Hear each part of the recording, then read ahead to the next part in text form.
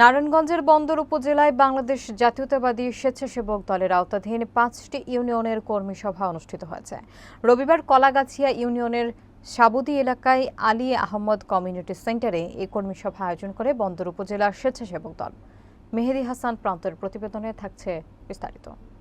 সভায় প্রধান অতিথি ছিলেন কেন্দ্রীয় স্বেচ্ছাসেবক দলের সহসভাপতি ও ঢাকা বিভাগীয় টিম প্রধান এম.জি. মাসুম রাসেল।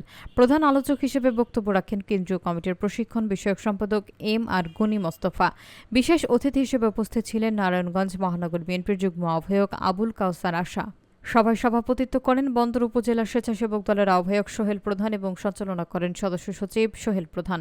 এছাড়াও উপস্থিত ছিলেন মহানগর স্বেচ্ছাসেবক দলের আহ্বায়ক সাখাওয়াত হোসেন রানা, সিনিয়র যুগ্ম আহ্বায়ক কামাল উদ্দিন মির্জা জনি এবং সদস্য সচিব মমিনুর রহমান বাবু।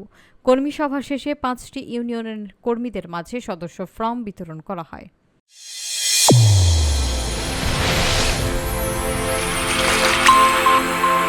চ্যানেল A1 হৃদয়ের স্পন্দন।